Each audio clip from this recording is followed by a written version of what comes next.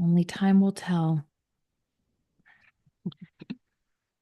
Okay, let's do this. Hey, Jabbers, welcome back to another episode. Today, we are doing a little mini episode for you about the decline of hospitality in the wedding industry. This is kind of near and dear to our hearts because we have been in the wedding industry for many years and we've certainly seen a shift. I would say post COVID, and we can talk about that.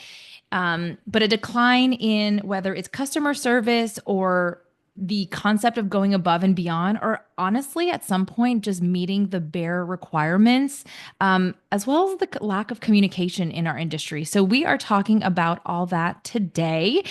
And I want to remind you, if you like this show, we would love for you to give us a 5-star review on Spotify or Apple Podcast. You do not know how much it would mean to us. And we'd love to stick around and continue to create episodes for you. So without further ado, let's jump in. Hey everybody. Whoa, okay. No. I'm just my my microphone fell over. Okay. Hey Jabbers. Let's dive in because Gabby just had I guess, recent experience which kind of prompted this whole how hospitality is within the wedding industry. Um, because really, hospitality is at the core of the wedding industry, right? It's like we are here to serve clients on one of the biggest days in of their life and really provide an incredible experience. And that is not just on the day of the wedding, that is prior and, during the planning process. And so, yeah, let's maybe dive into your story of kind of what prompted this discussion, and then we can kind of talk about what we feel like the industry looks like now with hospitality in regards to vendors and what it looked like when we first started. Yeah, so this all came about because I'm planning a wedding in Utah and the wedding is in May. We are recording this at the end of February and before the holidays. And I would even go back, I'll have to look back at my emails, but I would say maybe October or November. I had reached out to this chef that came recommended by the venue where we're having this wedding. And we start communicating. He like specializes in kind of adventurous meals in the sense that he is going to do some game meat and the client the groom is a hunter and they wanted to do like some cool maybe bison or elk or something like that, and that's not everyone's cup of tea, and it's hard to find a caterer that's game, no pun intended, to do that. And so we found him.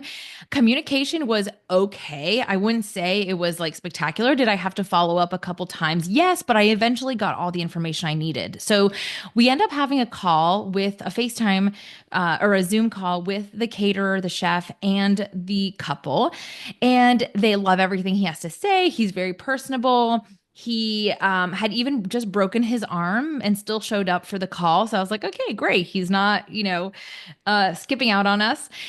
And we await the proposal and contract. And again, I had to follow up a few times. And I know for some of you, you're listening to this and you're like, red flag, red flag. But we'll go into how communication is in the wedding industry right now. But following up is not out of the norm these days. So I didn't think too much of it. Anyway, fast forward to finally getting a kind of a 1-page contract that was very bare bones. I would say that probably happened in January. And he sends it to me by email. I barely have time to look it over. And he replies to the same email thread and says, this contract is null and void. Please disregard. I'm going to uh, create a new one. And I'm like, okay, not a problem. Absolutely. Maybe there's a big Wait, typo. had it been signed by both parties already? No, I literally barely Okay. had time to open my email and I got this next email. It's like he attached the contract and then regretted sending it and resent an email being like, just kidding, don't look at this one. So I'm like, okay, So weird. not a problem. He says, I'm gonna go bring this to my lawyer, my attorney, and have it looked over. And I'm thinking, not a bad idea, my guy, because this is a 1-page contract and mine is like 16 pages and you're a caterer. So I give them, and I'm kind of waiting. In my opinion, I would have been like, hey, hopefully we'll get back to you next week, or I would give some sort of time frame. But of course, no time frames given them. So at this point, weeks go by. I've moved on to other vendors. I'm looking into more stuff. I have other clients too, and then finally it dawns on me. I'm like, oh my god, I never heard back from this chef, and I haven't gotten his updated or his updated contract. And I follow up, crickets. Follow up again, crickets. Finally, I'm a little bit stern. I'm like, listen, your lack of communication is causing me to look bad in front of my clients. So when it starts affecting me personally, that's when I'm starting to get a little bit pushy. And I'm like, my clients are Well, waiting to. oh, sorry. I was just gonna say, what was the time frame from the initial follow up to now?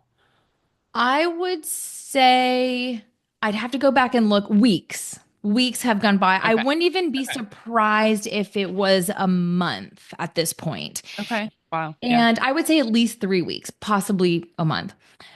So, and let's keep in mind the wedding's in May. So we're not talking about the wedding being in the fall or of spring next year. It's just a few months away. So finally, I'm like, you need to get back to me because this is unprofessional and it's making me look bad. And you told us you were just getting this looked at by your lawyer. Like, what is happening?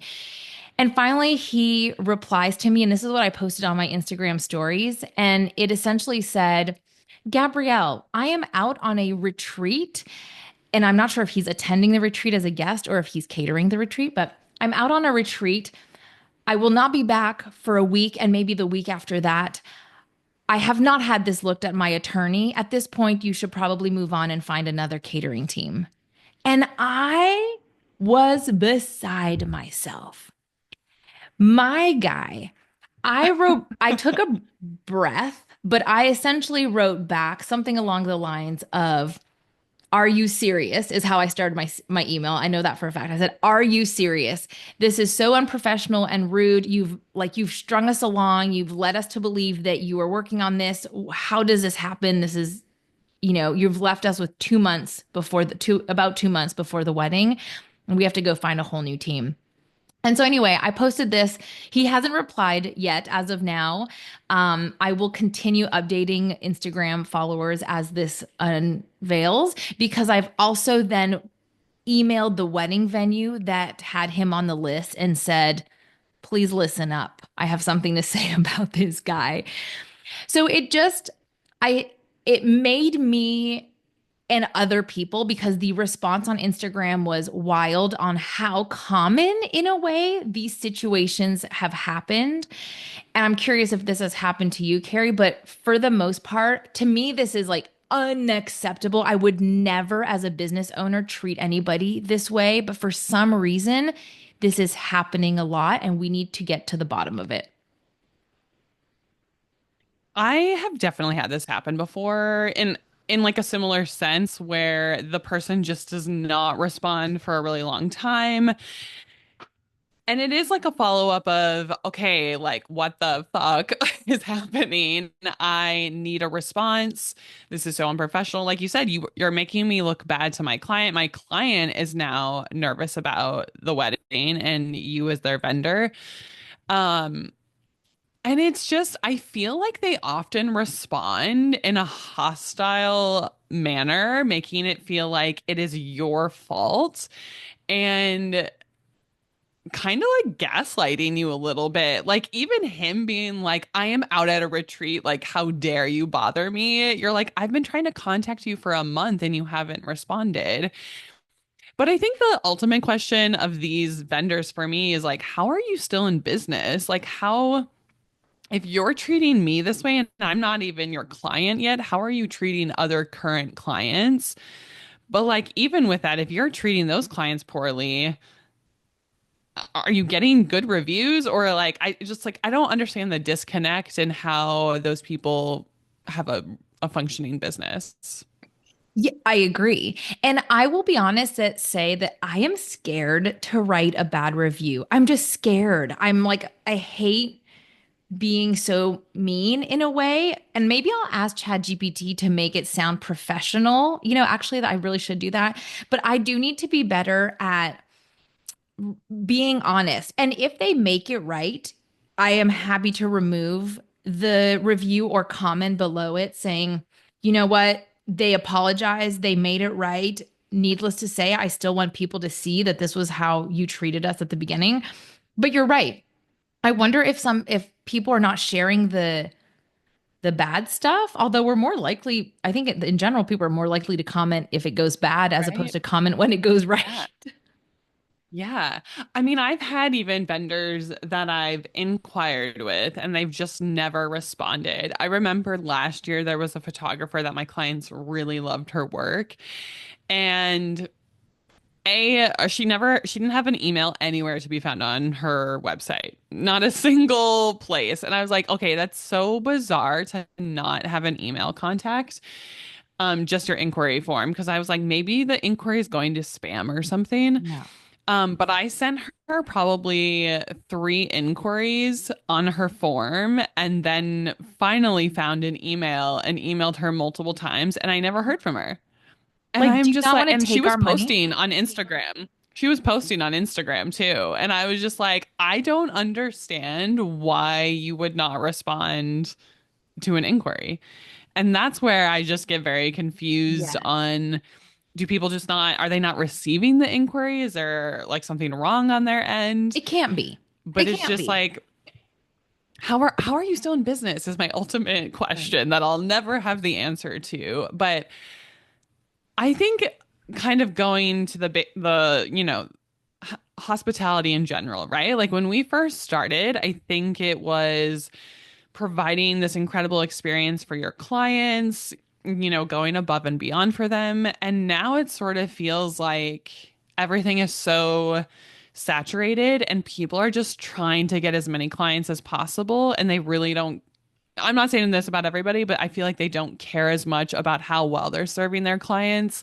They just want to make more money. And so it's like the more clients I get, the more money I can make. And if I provide an okay process, I'm good. But I feel like that was so different when we started 10 years ago versus now. Oh, you're so right. And that's what people were commenting on in the DMs. We were having these back and forth conversations, and we think, let me know if you think this too, but that it really went downhill after COVID. And I think what happened is there was this crazy demand, right? Once after COVID happened and weddings were coming back up, we were backed up by maybe 2 years. And at that point, people were rushing to book their wedding vendors, not doing a ton of research, and just you couldn't find anybody that was available. And so they were really panicking, booking as much as possible. And we were benefiting from that in the sense that we were taking on, we didn't even have to go look for leads. Leads were falling into our laps. But if you were not experienced, you kept saying yes, yes, yes to all these leads, and you were lowering, like you said, your quality of service, and you were just turning and burning. Is that the expression? Or churning? Are you churning like butter? Or are you turning Churning. and burning? I think churning. I don't know. I think you turn and burn. Please, Hey, what's turning and please comment. burning, I guess. I don't even know. I don't even know what the, okay. Well, anyway, you guys know what I mean. But they were going, it was like factory, wedding factory. People were just coming Hmm. through and just getting them out of the way as fast as possible. And we lost that um feeling of just being in the moment with people. Like I really try to be with them, remember their names, get to know their wedding party, their parents. And you didn't have that luxury during COVID because things were happening so fast. Every weekend, people had a wedding. And it's like some people kept that momentum. And whereas we who have been in this career for a decade plus, we know how to pace ourselves. And we also understand that we're selling this like really high end service when you think like we're, we're not a mandatory service for anybody. We're a luxury in a sense that people pay us for this luxurious event. And so we understand that's Hmm. really important for people. And some people are really splurging on our services. And it's really important. to take that into consideration and give them the time of day and make them feel like they're our only couple. Yeah. I mean, I think it's just part of your brand ethos, right? If you started this business and you are passionate about it and you want to provide hospitality, it's just part of your core. But I do think some people lose that along the way, or honestly, I think just trying to make earn more money and get Yeah. more clients, people don't have the capacity to offer hospitality in the way that they should because really at the end of the day, our clients are spending an obscene amount of money, especially in this economy, on a wedding day. And it's like, even if you're spending on the low end, right, you're still spending thousands and thousands of dollars. You deserve to be treated above and beyond, you Yeah. know? Like even I think for some people they're like, "Well, I did what I was hired to do." And it's like, "Yeah, but you can go so much further than that and offer a better experience because it's going to pay in dividends later for your company." And it honestly just makes you feel better. Like people are Yeah. going to be so grateful for that experience versus like someone who just showed up, took photos and left and wasn't personable all day long. Like you can ruin a client's experience for the day. Yeah. And if you're coming into this industry, I understand if you like if you're a creative and you're like, I just love taking photos. That's one thing, but perhaps you're best being a nature photographer. Because if you're coming into the wedding industry, like you said, Carrie, you have to be personable. You're with these people all day long, and they're counting on you to capture their most intimate moments of the day. So you've got to be a team player and you've got to give them a time of day. You've got to make them feel like they're the only couple in the world for you right now. And I feel like we've lost touch of what hospitality means and how to really give them like kind of a high-end experience or a high touch experience is maybe the better word. And people are like barely meeting the contract minimums and not going above and beyond. And I hate that. I hate that for the couples that are getting married in this economy because yeah, they're paying more and they're getting crappier service. Because I think we briefly mentioned this in a recent episode, but we talked about how like people are hiring us for their big day, and this may be one of many out of the year for you, or one of 100 weddings for the year, depending on what you do. But to them, this is the only one, right? And I think sometimes as vendors, we kind of forget because like we show up and we're like, we know what to do. It's just another wedding. But I think that is, you're right, Gabby. We're like, we come in and we're like, no, let's be really present with this couple. We've spent a year planning, like, they deserve to get the utmost care today and get that from their vendor team.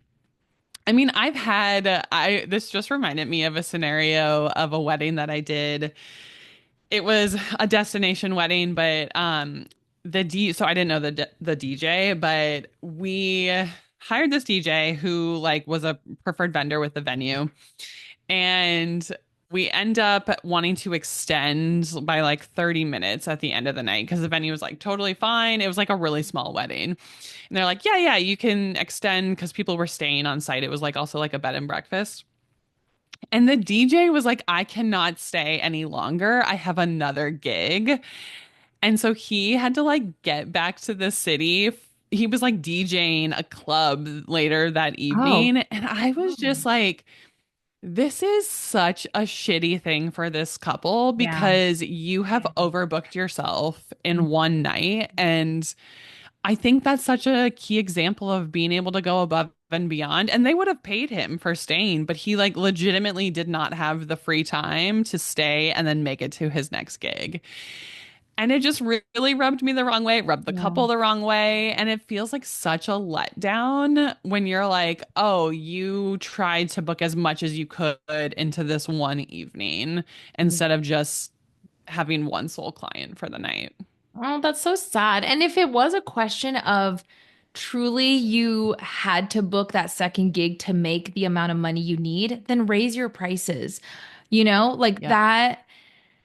that's a hard, Or ugh, send I hate it. somebody else if Yeah. you're like, I have to do this other gig. Yeah. Like, find someone else from your team or another DJ to step in for you that could solely commit to showing up, being present, and possibly extending the time. Yeah. Oh, man. It makes, yeah. I think in the book I'm reading, it's called Unreasonable Hospitality. And so many of you have DM'd me that you're also reading it or are about to. It's so good. It's in the restaurant industry, but it talks about this like very elevated hospitality experience and just little things they can do to go the extra mile. That's not a huge cost to the restaurants or anything. But they of course brought up that expression where it's like people don't remember what you said or what you did, but they remember how you made them feel. And I got chills like saying it out loud because it's so true. You can maybe even have a quick one-on-one conversation with grandma before she walks down the aisle. And that will get brought back to the bride and say, oh my gosh, your wedding planner just made me take a deep breath and I felt so good. And I got to enjoy seeing you walk down the aisle instead of crying or whatever, you know? So it's like these little things, and keep that in mind because everything how you present yourself. And I want to mention also how vendors are dressing these days. Like what happened I'm not saying black tie events are always the case, but you should absolutely dress up when you are a wedding vendor. You should not be showing up in a crop top and leggings like I saw a florist show up one day. Even for setup, you can have comfy clothes on, but please, like, you are representing your brand and your team and showcasing an elevated experience, and that should be seen from the very beginning.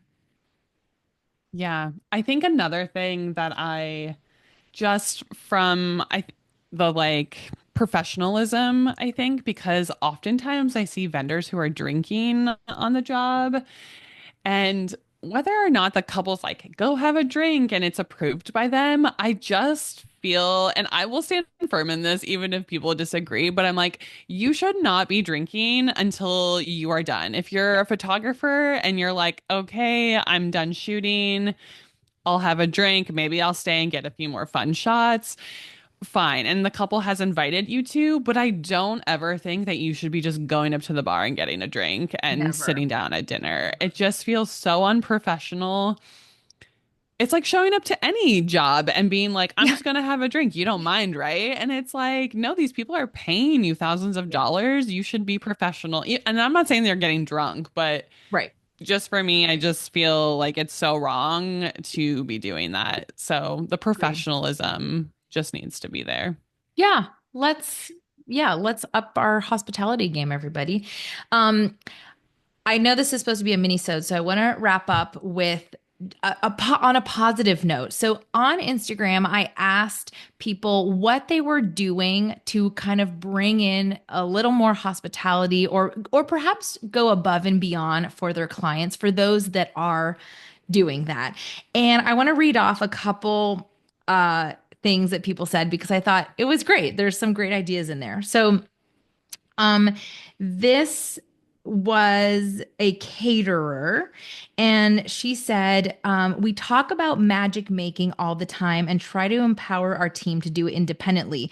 A recent 50th birthday party, a catering manager heard the birthday girl loved orchids, and she surprised her with one on arrival. They also made a holiday dinner for 7 people because the mom had always done it and had been diagnosed with Alzheimer's last year. And her chef got the family recipe for her chess squares so that they could have it at Christmas. Like these little things, like they've taken the time to ask questions, to get to know the people on a human to human level, and take that and do what they can within their realm of possibility. So I really love that. Um, Another one said, well, this was something we talked about earlier, but they say, what I really try to implement is remembering all family and bridal party names. Being being that we sometimes have back-to-back weddings, just being able to greet Grandpa Joe or welcome the mothers of the bride and groom by name means something. I want everyone on property to feel like this is the only wedding that's ever going to happen. And this was a venue manager. So they're just saying remembering people's names, while it sounds simple, is like a very, very high touch experience nowadays, believe it or not. Yeah, that's huge. I feel like even for me, it's like asking mom and dad, like, do they need anything? Does anyone need water? Like, even just like little touch points like that throughout the day, they really appreciate because I can't tell you how many reviews I also have from parents, like moms who have been like, you made my daughter's dream come true. She raved about you the entire time. Like, those are the things that get translated over and make this a magical experience for people beyond the couple. Yeah. Oh, agreed. The last one that I remember, and I didn't take a screenshot, but I reposted on my Instagram, this photographer, and I thought it was brilliant. This photographer, during the dancing part, she has her second and third shooter go and continue to photograph the dancing, and she'll go and hide and edit some sneak peeks. And so they get the sneak peeks that night, which is like, to me, that is going above and beyond because we know how hard it can be to edit photos, and you're showing, your work out to everybody. But how excited must that couple be that their wedding is just wrapping up and they are getting, like, even if it's five sneak peeks, like that is, I love that so That's much. so And cool. yeah, Yeah. yeah, applauding I feel the like, yeah, night of, that's impressive. But we even, like, I remember our wedding photographer, I think it was the following day. Yeah. Because we were driving home and I remember getting a text with some images and it was just like the best yes. feeling. And you're like, that's amazing. And it's like so fun to see it because you're kind of on this high anyway. So I love that. That's a good one. Well, I think, yeah, this was a great topic. I feel like we could go on forever, but I'm really curious to hear what people's stories are about hospitality. And maybe there's a lot of positive that we don't really know about. And I think all this to say, even though this was us kind of ragging on how we think hospitality has left the industry, we do see a lot of great ways that vendors are infusing hospitality into the industry and for our clients. And those are the people we continue to work with. Mhm. Unfortunately, I think as planners, we just ultimately see a lot of the negative because we're interacting with so many vendors.